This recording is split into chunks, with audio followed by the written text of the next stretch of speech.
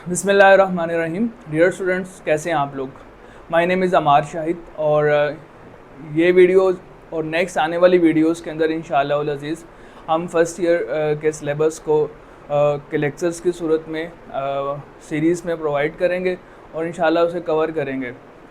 तो आज हम अपना जो वीडियो है इसका स्टार्ट कर रहे हैं चैप्टर नंबर 2 से, जो कि है फोर्स एंड मोशन, राइट। तो फोर्स एंड मोशन में जो सबसे पहली जो आर्टिकल है वो है स्केलर्स एंड वेक्टर्स। स्केलर्स और वेक्टर्स को समझने से पहले हमें पता होना चाहिए कि फिजिकल क्वांटिटीज़ क्या होती हैं। Physical quantities are the quantities that can be measured. दूसरे अल्फाज में measurable quantities are called physical quantities. इसके बरक्स दूसरी क्वांटिटीज़ होती हैं जिसे हम नॉन फिजिकल कहते हैं। वो मौजूद तो होती हैं लेकिन हम उन्हें मेजर नहीं कर सकते। फॉर एग्जांपल एग्रेशन है, गुस्सा है, आपको खुशी है, गमी है, एक्साइटमेंट है, ये चीज़ें मौजूद हैं लेकिन आप इन्हें मेजर करके बता नहीं सकते कि इतने सेंटीमीटर है या इतने किलोग्राम है, एट्सेट्रा एट्सेट्रा, राइट। वो नॉन फिज़िकल हैं। अलबत्ता फ़िज़िकल वो होती हैं जो कि मेजर कर सकते हैं। नो डाउट के फ़िज़िकल क्वांटिटीज़ की बहुत सी मिसालें दी जा सकती हैं, लेकिन यहाँ पर मैं कुछ 4 मिसालों से आपको समझाऊँगा। सबसे पहली चीज़ है कि हाइट, राइट। हाइट भी एक फिज़िकल क्वांटिटी होती है बिकॉज हम हाइट को मेजर कर सकते हैं, राइट। फॉर एग्जांपल एक पर्सन है, उसकी हमने हाइट मेजर की तो 5 फीट आंसर आया, राइट। और इसी तरह से टाइम है, टाइम को भी हम स्टॉप वॉच के थ्रू मेजर कर सकते हैं, ठीक है। तो टाइम भी एक फ़िज़िकल क्वांटिटी है। फ़र्ज़ करो हमने एक टाइम ड्यूरेशन मेजर किया और हमारे पास आंसर आया 10 मिनट्स। 10 मिनट्स का एक टाइम ड्यूरेशन मेजर कर लिया। और इसी तरह से फ़र्ज़ कर लें अपने थर्मामीटर्स की हेल्प से हम टेम्परेचर मेजर कर सकते हैं। हमने टेम्परेचर मेजर किया और हमारे पास 30 डिग्री सेंटीग्रेड टेम्परेचर आ गया। इसी तरह से बीम बैलेंस के ज़रिए से या तराजू की मदद से हम किसी भी चीज़ का मास मेजर कर सकते हैं। बिकॉज हम मेजर कर सकते हैं तो मास भी एक फ़िज़िकल क्वांटिटी है। फॉर एग्जांपल हमने एक चीज़ का मास मेजर किया और हमारे पास 2 किलोग्राम आंसर आ गया। अब हम ये देखेंगे कि फ़िज़िकल क्वांटिटीज़ में वो कौन सी चीज़ें हैं जो कौन सी दो चीज़ें हैं जो कॉमन होती ही हैं। ये देखिए मैंने मिसाल के अंदर ये मैंने जो एग्जांपल्स लिखी इसमें देखें 5, 10, 30 और ये 2, हर एक के साथ कोई ना कोई नंबर लाजमी लगा हुआ है। तो इसका मतलब ये है कि फ़िज़िकल क्वांटिटी के अंदर सबसे पहली चीज़ जो हमारे पास होती है वो होता है एक न्यूमेरिकल वैल्यू यानी नंबर। और इसके साथ साथ आप देखो कि जितने भी मैंने फ़िज़िकल क्वांटिटी चाहे 4 मैंने मिसालें दी हैं, सबके साथ एक यूनिट लाजमी लगा हुआ है। यहाँ पे फिट है, may be it can be centimetre, it may be kilometre और एनी अदर यूनिट, राइट। और इसी तरह से यहाँ मिनट है, डिग्री सेंटीग्रेड है, ये किलोग्राम है, ठीक है। और अप्रोप्रिएट यूनिट, अप्रोप्रिएट मैं इसलिए कह रहा हूँ क्योंकि यहाँ पे मौजू यूनिट की हम बात करते हैं, ठीक है। ये ना हो ना कि आप कोई बहुत अजीब सा यूनिट लिख दें कि जो जहन में समझ ही ना आ रहा हो। फॉर एग्जांपल आप ये किसी को कहें कि 2 किलोग्राम, हम कहें कि एक बच्चा है वो 2 किलोग्राम की चीनी लेकर आया तो वो समझ आता है, वो हमारे पास कौन सा यूनिट है, अप्रोप्रिएट।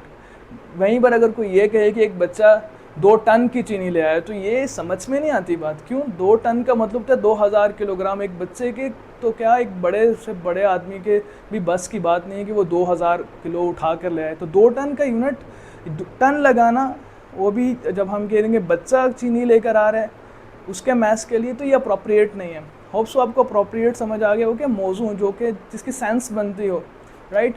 तो ये दो चीज़ें किसी भी फिजिकल क्वांटिटी में होती हैं, यानी सबसे पहले न्यूमेरिकल वैल्यू और दूसरे नंबर पर अप्रोप्रिएट यूनिट। चलो अब हम आगे चलते हैं। ये दो चीज़ें मिलकर के क्या बनता है, मैग्नीट्यूड, ठीक है।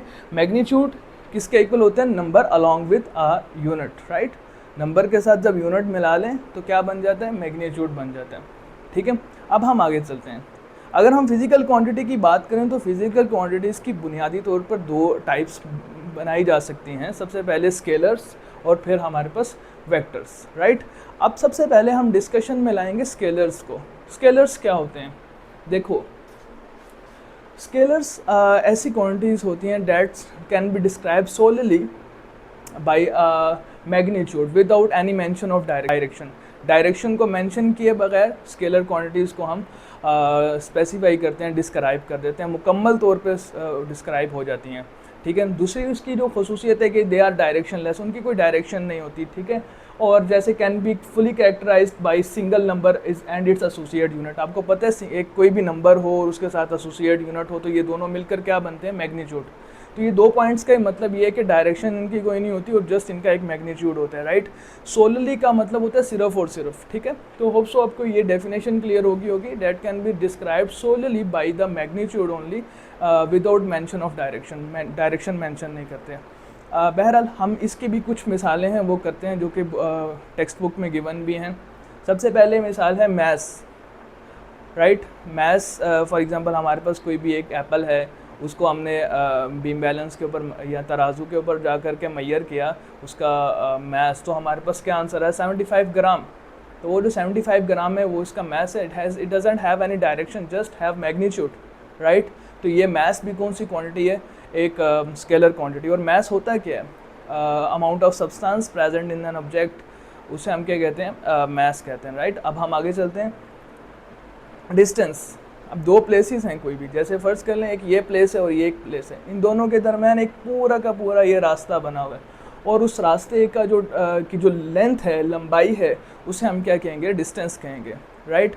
अब चाहे आप इस पॉइंट से यहाँ पर जाएं या इस पॉइंट से यहाँ पर दोबारा वापस आएँ, आपके पास ये वैल्यूज़ 100 किलोमीटर ही रहेगी अगर आपने इस रास्ते को फॉलो करना है, ठीक है। तो ये 100 kilometre is enough for describing the distance, right. अभी हम ज़रूरी नहीं कि हम बताएंगे कि ये डायरेक्शन आपकी ये होनी चाहिए, ठीक है। तो ये भी कौन सी क्वांटिटी है, स्केलर क्वांटिटी है। वेल इसी तरह से हम लोग कार ड्राइव कर रहे होते हैं तो अक्सर स्पीड भी स्पीड के साथ हमारा पाला पड़ता है, स्पीड बढ़ा रहे होते हैं, कभी कम कर रहे होते हैं, तो ये स्पीड भी हमारे पास क्या होती है, कौन सी क्वांटिटी है, स्केलर क्वांटिटी है। चलें अब हम आगे चलते हैं। इसी तरह से एनर्जी जो है, चाहे वो सोलर एनर्जी हो, चाहे काइनेटिक एनर्जी हो, चाहे पोटेंशियल एनर्जी, ये सब चीज़ें आप 9th क्लास में पढ़ चुके हैं। ये जो एनर्जी है ये भी हमारे पास कौन सी क्वांटिटी है, स्केलर क्वांटिटी है। वेल अब हमारे पास लास्ट में यहाँ पे जो एग्जांपल है वो है temperature. What is the temperature? Obviously temperature is the degree of hotness और coldness of a body, right. या इन्वायरमेंट कितना ज़्यादा हॉट है या फिर कोल्ड है, इसकी जो दर्जा बताना, उसे हम क्या कहते हैं, टेम्परेचर। और ये मेजर कर रहे होते हैं हम, जैसे फ़र्ज़ करें आजकल कभी गर्मियाँ हैं तो वो 40 डिग्री सेंटीग्रेड 45 डिग्री सेंटीग्रेड हो जाता है टेम्परेचर, और सर्दियों में 10 डिग्री सेंटीग्रेड 12 डिग्री सेंटीग्रेड इतना हो जाता है, ठीक है। तो ये, लेकिन जब हम टेम्परेचर की बात कर रहे होते हैं तो कोई स्पेसिफिक डायरेक्शन नहीं बता रहे होते, ऊपर की तरफ टेम्परेचर है, नीचे की तरफ कुछ नहीं बताते हैं ना, सिर्फ बताते हैं कि 35 डिग्री सेंटीग्रेड है या 2 डिग्री सेंटीग्रेड या 25 जो भी है, राइट। इसलिए टेम्परेचर भी कौन सी क्वांटिटी है, स्केलर क्वांटिटी है। वेल अब हम आगे बढ़ते हैं और हम बात करेंगे वेक्टर्स। वेक्टर्स कौन सी क्वांटिटीज़ होती हैं? वेक्टर क्वांटिटीज़ वो क्वांटिटीज़ होती हैं जिन्हें हम मुकम्मल तौर पे डिस्क्राइब करने के लिए डायरेक्शन, मैग्नीट्यूड के साथ साथ डायरेक्शन की ज़रूरत भी होती है। फॉर एग्ज़ाम्पल ये जैसे लिखा requires magnitude and direction for complete specification, इनके मुकम्मल स्पेसिफिकेशन के लिए डायरेक्शन और मैग्नीट्यूड दोनों की ज़रूरत होती है। जैसे हम सबसे पहले डिस्टेंस, अभी हमने डिस्टेंस पढ़ा था, अब हम डिस्प्लेसमेंट की बात करने लगे हैं। डिस्प्लेसमेंट क्या है? अब हम यहाँ इस पॉइंट से डायरेक्टली स्ट्रेट जाना चाहते हैं, राइट। तो इसको हम कहते हैं डिस्प्लेसमेंट। डिस्प्लेसमेंट कैसे डेफिनेशन होती है? प्लेस से निकला, डिस्प्लेस। प्लेस का मतलब होता है जगह, जगह या फिर पोजीशन। डिस्प्लेस का मतलब होता है पोजीशन को चेंज करना। किसी पर्टिकुलर डायरेक्शन में जब आप पोजीशन को चेंज करते हो तो इसका मतलब होता है डिस्प्लेसमेंट, राइट। फॉर एग्जांपल आप इस पॉइंट से इस पॉइंट पर आ रहे हो तो डिस्प्लेसमेंट इस डायरेक्शन में है, राइट। इसी तरीके से आपके पास नेक्स्ट हम चलते हैं, वेलोसिटी की बात करते हैं। लेकिन वेलोसिटी की बात करने से पहले मैं चाहता हूँ कि हमें पता होना चाहिए कि नॉर्थ, ईस्ट, साउथ और वेस्ट का मतलब क्या होता है। देखो बहुत आसान सी बात है कि अगर आप मशरिक़ की तरफ जहाँ से सूरज निकलता है उस तरफ अपना चेहरा करके खड़े हो तो आपका जो बिल्कुल बैक होगा वो होगा वेस्ट, राइट। अब ईस्ट और वेस्ट तो क्लियर हो गया, यानी जिस तरफ से सूरज निकल रहा है वहाँ आपने अपना चेहरा करके खड़े हो गए हो, आपके बिल्कुल बैक पर क्या है, शाबाश, वेस्ट। तब आपका जो राइट साइड होगी, राइट हैंड, वो क्या रिप्रेजेंट करेगा, साउथ, वेल। और इसी तरह से जो लेफ़्ट हैंड होगा वो रिप्रेजेंट करेगा नॉर्थ, राइट। जैसे कि मैंने यहाँ पर भी बताया कि आप ईस्ट इस तरफ है, सूरज की तरफ मुँह कर खड़े हो गए, उसका आपका बिल्कुल बैक पे क्या वेस्ट है, और राइट पर क्या है, साउथ है, और लेफ़्ट पर क्या है, नॉर्थ है। ये बहुत इंपॉर्टेंट होता है जब अक्सर औकात हमारे MCQs होते हैं तो हमें पता होना चाहिए कि अगर ईस्ट इस तरफ है तो फिर नॉर्थ या साउथ या वेस्ट किस तरफ होगा। बहरहाल ये हमारे पास गाड़ी एक ख़ास स्पीड के साथ एक पर्टिकुलर डायरेक्शन के अंदर जा रही थी, तो अब हम इसको स्पीड नहीं कहेंगे बल्कि आप कहेंगे वेलोसिटी। फॉर एग्जांपल यहाँ लिखा हुआ है 3 मीटर पर सेकंड टुवर्ड्स द साउथ, ठीक है। तो ये गाड़ी की स्पीड नहीं है बल्कि क्या है, वेलोसिटी। और वेलोसिटी चूँकि डायरेक्शन के अंदर भी डायरेक्शन की बात भी आती है, तो वेलोसिटी कौन सी क्वांटिटी है, वेक्टर क्वांटिटी है, राइट। इसी तरीके से एक और मिसाल है एक्सेलरेशन।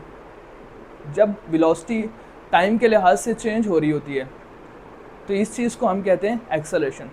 फॉर एग्ज़ाम्पल हमारे पास कोई बॉल है, राइट, उसको आप एक ख़ास हाइट से गिराते हो। हमने देखा कि जैसे ही हमने उसको हाइट से गिराया तो 1 सेकंड के बाद उसकी वेलोसिटी कितनी होगी, 10 मीटर पर सेकंड, बढ़ी ना 10 मीटर पर सेकंड। फिर अगले सेकंड में उसकी वेलोसिटी कितनी होगी, 20। फिर उससे अगले सेकंड में उसकी वेलोसिटी कितनी होगी, 30। अब आप देख रहे हो कि हर सेकंड में वेलोसिटी इंक्रीज़ हो रही है। अब देखना ये है कि वो वेलोसिटी कितनी इंक्रीज़ हो रही है। पहले 0 से 10 पर गई, 10 का इंक्रीज़ आया, फिर 10 से 20 पर गई, दोबारा 10 का इंक्रीज़ आया, फिर 20 से 30 पर गई, दोबारा 10 का इंक्रीज़ आया। हर सेकंड में 10 का इंक्रीज़ आ रहा है ना, तो एक्सेलरेशन क्या होगी, 10 मीटर पर सेकंड स्क्वायर। और यही तो एक्सेलरेशन ड्यू टू ग्रेविटी की वैल्यू भी होती है, ठीक है। तो एक्सेलरेशन की डायरेक्शन भी फिर टुवर्ड्स डाउनवर्ड होगी, जैसे जो कि अलॉन्ग दी मोशन की तरफ है, यानी जिस तरफ बॉडी जा रही है, राइट। इसी तरह से आखिरी चीज़ जो हमारे पास है वेक्टर्स के अंदर, वो है फोर्स। अब फोर्स क्या होती है, हम अक्सर चीज़ों को पुश करते हैं या फिर पुल कर रहे होते हैं, राइट। तो जब भी हम पुश करेंगे या फिर पुल करेंगे तो एक ख़ास डायरेक्शन, पर्टिकुलर डायरेक्शन के अंदर ये सब चीज़ करेंगे ना, ठीक है। तो इसको भी हम ये सारी चीज़ को कहते हैं फोर्स। और फोर्स का यूनिट क्या होता है, न्यूटन। फॉर एग्ज़ाम्पल ये 40 न्यूटन फोर्स पुश की तरफ लग रही है, राइट। या फिर हम कह सकते हैं कि 20 न्यूटन फोर्स लग रही है for pulling, right. For example मैं दे रहा हूँ, लेकिन आप देख रहे हो कि 40 न्यूटन के साथ आप ये भी बताते हो कि इस डायरेक्शन में मैं पुश कर रहा हूँ या फिर इस डायरेक्शन में पुल कर रहा हूँ। अब चूँकि मैग्नीट्यूड के साथ साथ डायरेक्शन का जिक्र भी हो रहा है, तो इसलिए ये कौन सी क्वान्टिटी होगी, वेक्टर क्वान्टिटी होगी, ठीक है। बाकी नेक्स्ट वीडियो के अंदर इंशाल्लाह हम मज़ीद इसी वेक्टर्स को मज़ीद पढ़ेंगे इंशाल्लाह अज़ीज़।